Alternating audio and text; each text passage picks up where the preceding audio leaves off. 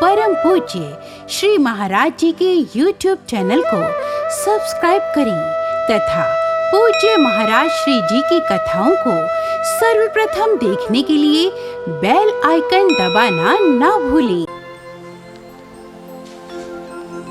एक बार महादेव माता पार्वती जी के साथ भ्रमण कर रहे थे। तो जैसे ही आगे बढ़े तो एक बड़ा सा मैदान आया। ध्यान से सुनना, कथा की क्या महिमा है ये सर्वप्रथम महादेव ने बताई कि कथा की क्या महत्वता है हमारे जीवन में, और सिर्फ हमारे जीवन में नहीं, महादेव के भी जीवन में।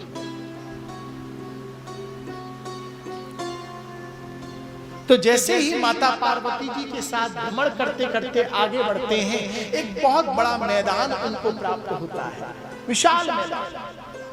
उस मैदान को देखते ही बाबा भोलेनाथ साष्टांग प्रणाम करते हैं,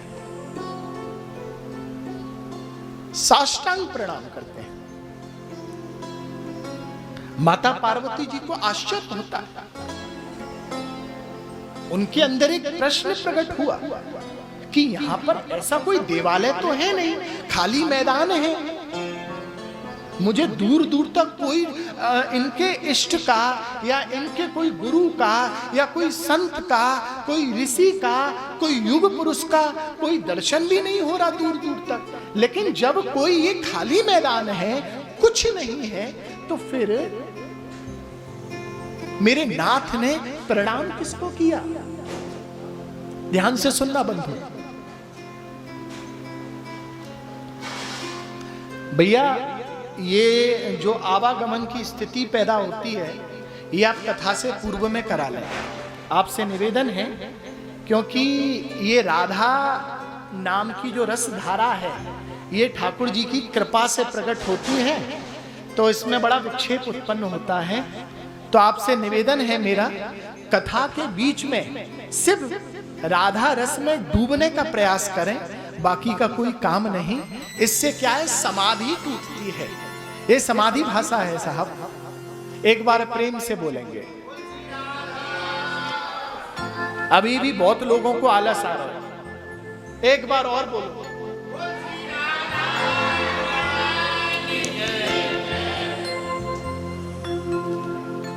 तो प्रणाम किसने किया?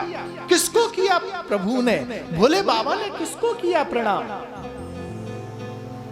चलो मैं पूछ लेती हूं। माता पार्वती जी ने भोले बाबा के श्री चरणों में निवेदन किया, नाथ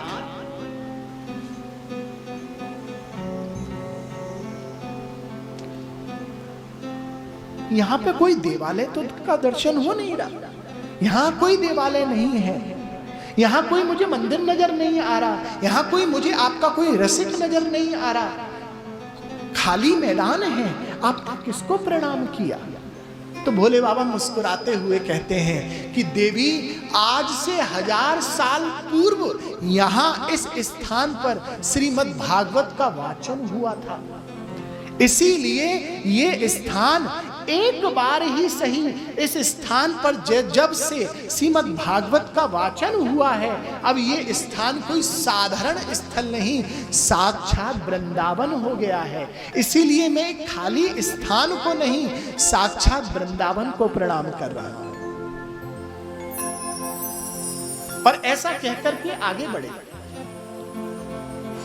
और जैसे ही आगे बढ़ते हैं तुरंत एक और खाली मैदान उनको प्राप्त होता है, और जैसे ही खाली मैदान उनको प्राप्त हुआ तो उन्होंने फिर एक बार प्रणाम किया। देखो कथा की महिमा, कथा की महिमा कितनी दिव्य है। अब यहां पर भोले बाबा दूसरी बार प्रणाम कर रहे हैं, और जैसे ही प्रणाम किया माता पार्वती जी के अंदर एक और प्रश्न कि नाथ यहां पर भी कथा हुई थी क्या? भोले बाबा मुस्कुराते हुए कहते हैं कि हे देवी, यहां पर कथा हुई नहीं थी, आज से 1000 साल बाद यहां पर कथा होने वाली है, इसलिए जो वृंदावन भूमि बनने वाली है मैं उस भूमि को पहले से ही प्रणाम कर रहा हूं। कथा की महिमा है कि जिस स्थान पर कथा होती है, जिस स्थान पर कथा का वाचन होता है, ठाकुर जी सदा सर्वदा अपनी ठकुराइन श्री राधा रानी के संग उस स्थान के कण कण रोम रोम में आकर के विराजमान हो जाते हैं।